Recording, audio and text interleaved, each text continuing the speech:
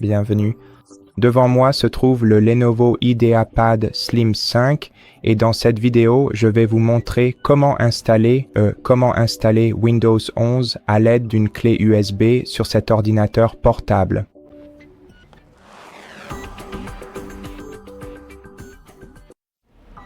Donc pour installer Windows à partir d'une clé USB, vous devrez d'abord créer une image ISO de Windows et je suppose que vous n'avez pas le système d'exploitation l'OS sur ce PC, donc vous n'avez pas Windows installé sur ce PC parce que si vous l'avez, vous pouvez quand même suivre les instructions. Mais généralement, si vous voulez réinstaller Windows depuis une clé USB, alors soit vous n'avez pas accès à votre système, soit peut-être que vous voulez simplement configurer un nouvel appareil pour vous-même. Maintenant, tout d'abord, prenez une clé USB d'au moins 8 gigaoctets de mémoire et insérez-la dans l'autre PC. Je vais passer dessus dans un instant.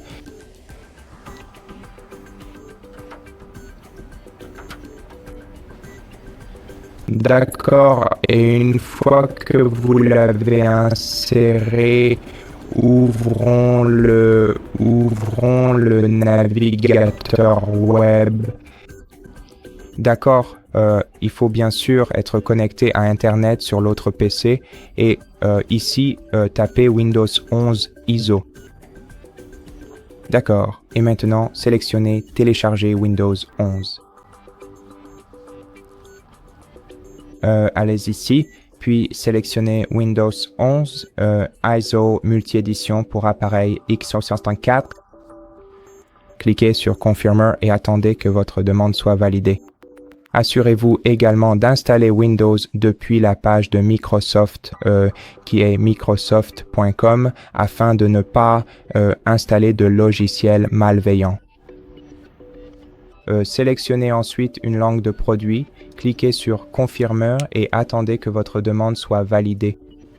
Et ensuite, cliquez ici et attendez que votre téléchargement soit terminé. Et en attendant, nous pouvons ouvrir un autre onglet et chercher Rufus, qui est le programme permettant de créer des clés USB bootable. D'accord, donc une fois que vous êtes sur cette page, descendez et sélectionnez cette option juste ici. Cliquez dessus et téléchargez cette application et si elle ne fonctionne pas sur votre PC, alors téléchargez celle-ci, puis vous devrez attendre que votre image ISO soit téléchargée. Donc en attendant, ce que nous pouvons faire, c'est chercher le pilote LAN sans fil afin que vous puissiez vous connecter à votre Wi-Fi une fois que Windows sera installé. Donc cherchez les pilotes Lenovo. D'accord. Allons sur le site supportlenovo.com, le site web de support Lenovo pour les pilotes. Sélectionnez une famille de produits. Dans notre cas, ce sera PC, puis cherchons le produit. Donc, à ce stade, laissez-moi passer à l'ordinateur portable afin que nous puissions vérifier le modèle du laptop.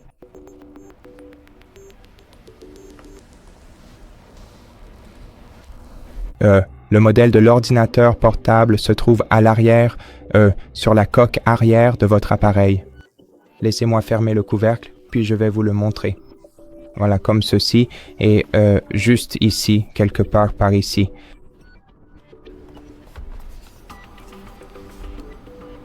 Je ne sais pas si vous pouvez voir, mais voici le nom du modèle. C'est le tout nouvel IdeaPad Slim 5 16ABR8 et c'est précisément ce qui nous intéresse particulièrement dans ce cas précis et pour cette analyse. Laissez-moi remettre l'ordinateur portable dans sa position d'origine. D'accord, maintenant laissez-moi revenir à l'autre PC. Et sur l'autre PC, cherchons le Lenovo IdeaPad Slim 5 16 ABR8, un ordinateur portable réputé pour ses performances fiables et son design élégant. Ce modèle est particulièrement apprécié pour sa polyvalence, offrant une expérience utilisateur fluide et efficace pour diverses tâches, qu'elles soient professionnelles ou personnelles. D'accord. C'est sur le 16ABR8, le nom du modèle, le code du modèle, le nom du modèle en fait, vous voyez. Et donc juste ici, vous verrez l'IdeaPad Slim 5 16ABR8 qui est notre ordinateur portable. Alors sélectionnez-le Ensuite, sélectionnez Pilote et Logiciel, puis choisissez Mise à jour manuelle et dans la fenêtre suivante, sélectionnez Réseau, LAN sans fil et puis sélectionnez ceci, non, sélectionnez celui-ci, télécharger, d'accord. Et le fichier sera téléchargé sur votre PC. Maintenant, comme vous pouvez le voir, le fichier ISO est déjà téléchargé. Donc, ce que nous devons faire maintenant, c'est sélectionner notre programme Rufus, l'ouvrir, et ici, dans le champ périphérique, vous devrez choisir votre clé USB. Je ne la vois pas pour l'instant, alors laissez-moi réinsérer ma clé USB. D'accord, donc une fois que vous voyez votre clé USB ici, cliquez sur Sélectionneur, puis choisissez le fichier Windows que vous avez téléchargé, le fichier ISO de Windows 11. Et ensuite, vous n'avez rien d'autre à faire ici. En gros, tout ce que nous avons à faire, c'est cliquer sur Démarrer, puis cliquer sur OK. Vous n'avez pas besoin de cocher aucune de ces cases à cocher. Il suffit simplement de cliquer sur OK. Maintenant, toutes les données sur votre clé USB, bien sûr, seront supprimées après cela. Donc, assurez-vous de sauvegarder vos fichiers personnels qui se trouvent sur votre clé USB ailleurs, puis cliquez sur OK. Et attendez jusqu'à ce que vous voyez prête ici.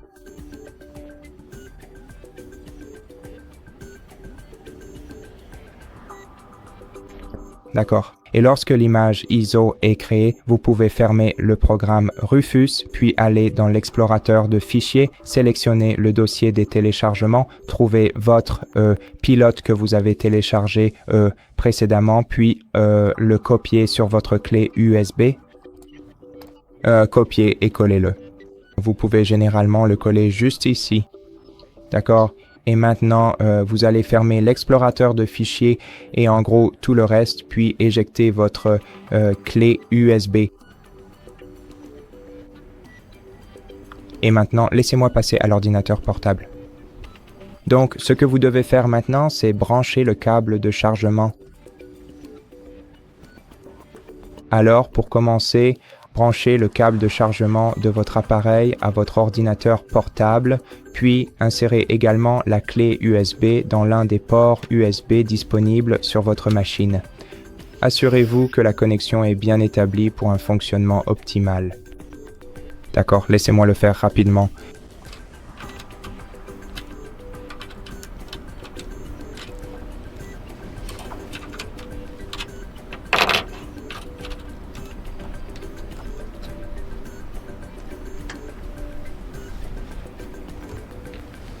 D'accord. Et après cela, ce que vous devez faire, c'est allumer votre appareil en appuyant sur le bouton d'alimentation, puis commencer immédiatement à appuyer sur F12. Je vais aussi vous montrer les deux boutons tout de suite. Donc le bouton d'alimentation est bien sûr juste ici et le F12 est juste là.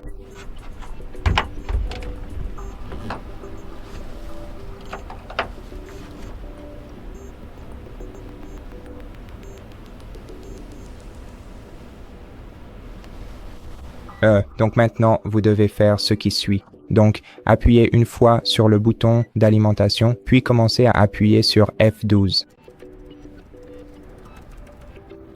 Et une fois que vous voyez cette fenêtre, sélectionnez le périphérique USB EFI. Sélectionnez-le avec les flèches directionnelles ou avec le pavé tactile, puis appuyez sur Entrée pour confirmer. et attendez un court instant, un moment, jusqu'à ce que votre appareil informatique démarre complètement sur la clé USB.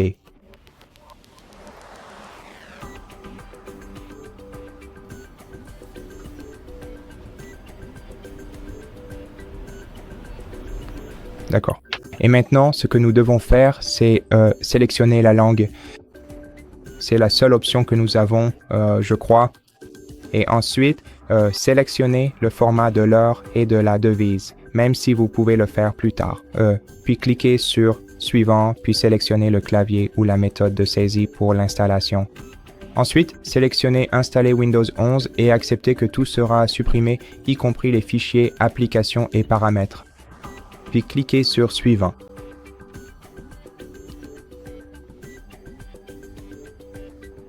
D'accord, lisez et acceptez le contrat de licence utilisateur.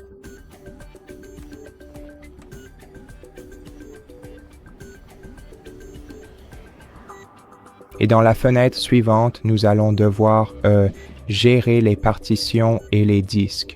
Donc la première chose à faire est de supprimer chacune de ces, dans mon cas, 4 partitions. Donc en gros, vous devez supprimer chaque partition avant la clé USB que vous voyez juste ici.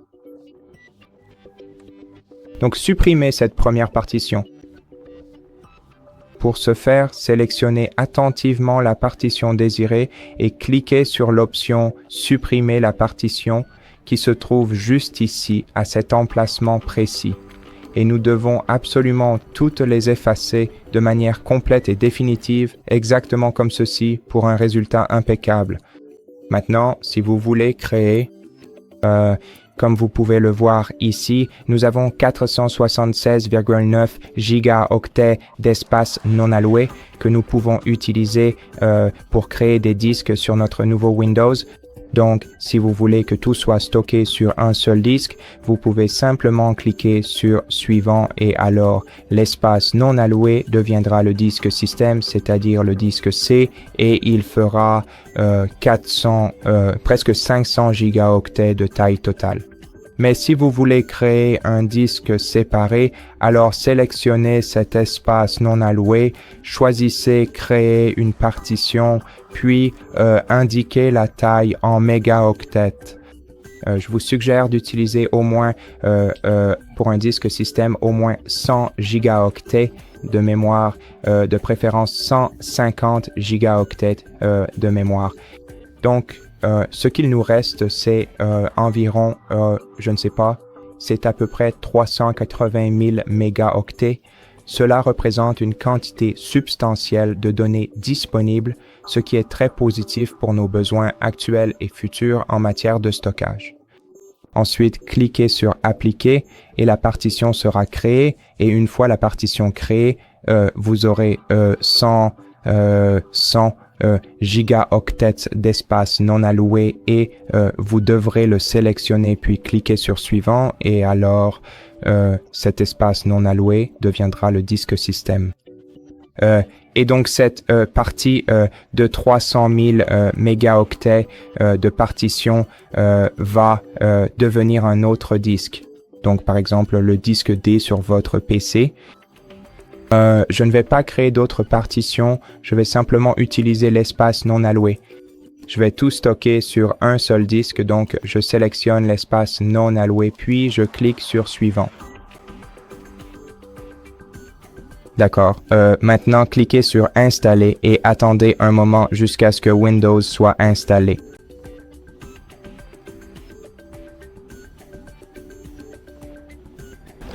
D'accord. Et maintenant, Windows est installé, donc nous devons passer par un processus de configuration. Je ne vais pas vous montrer tout le processus de configuration, mais seulement les éléments qui ont été mentionnés dans cette vidéo. Donc la première chose que nous devrons faire, c'est bien sûr de nous connecter au réseau, mais nous n'avons pas le pilote. En fait, nous l'avons puisque nous l'avons téléchargé auparavant, mais pour l'activer, nous ne pouvons pas utiliser ce bouton Installer le pilote parce que nous avons le pilote sous forme de fichier exe. Et donc, pour le lancer, nous devons utiliser une méthode différente. Donc, la première chose à faire est d'appuyer sur les touches Shift et F10 en même temps. Je vais vous montrer comment faire. Donc, appuyez sur les touches Shift et F10 comme ceci. Et cela ouvrira le programme CMD sur votre PC. Mais si cela ne fonctionne pas, assurez-vous que la lumière est allumée sur votre touche Escape et si ce n'est pas le cas, utilisez la touche FN et Escape, appuyez dessus en même temps et ouvrez ainsi le programme CMD. Maintenant, pour passer au programme, utilisez ALTILTAB comme ceci, d'accord? Et une fois que vous êtes passé à ce CMD, ce que vous devez faire, c'est... Ce que vous devez absolument faire, c'est... c'est de saisir avec précision la commande suivante qui est CD et 2 points, puis encore une fois cette même commande. Et ensuite, vous devez impérativement passer à votre clé USB qui est un support de stockage externe. Et pour cela, vous devez entrer la lettre spécifique de l'autre lecteur de disque, puis 2 points et le slash ou le backslash afin de naviguer correctement dans le système de fichiers et d'accéder à son contenu. Il est crucial de bien vérifier chaque caractère pour éviter toute erreur de saisie qui pourrait empêcher l'accès à votre périphérique. D'accord, donc je suppose que ça va être la lettre suivante dans l'alphabet. Donc pour moi, c'est D, mais si vous avez 2 partitions créées sur votre appareil, ça peut aussi être O. Excusez-moi, je viens de faire une erreur. Donc ce que vous devez faire, c'est entrer la lettre du disque, puis seulement les 2 points, et ensuite, appuyer sur Entrée pour passer à ce disque. Ensuite, à appuyer, taper, dire comme ceci, et ainsi nous serons en mesure de vérifier ce qui est stocké sur cet appareil. Si vous voyez quelque chose comme ceci, cela signifie que vous avez ouvert la mémoire de la clé USB, et ce que nous devons faire ici, c'est trouver ce pilote. Vous le reconnaîtrez par le nom, puis pour le sélectionner et le copier, appuyez sur le bouton droit, puis appuyez sur le bouton droit ou appuyez sur CTRL-V ici pour coller le nom du dossier, le nom. Excusez-moi, ça ne s'est pas copié pour une raison quelconque.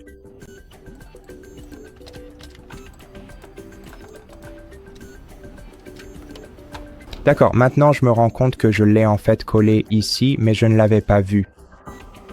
Donc, une fois que vous avez collé ce nom de fichier ici, appuyez simplement sur Entrée et les pilotes seront téléchargés.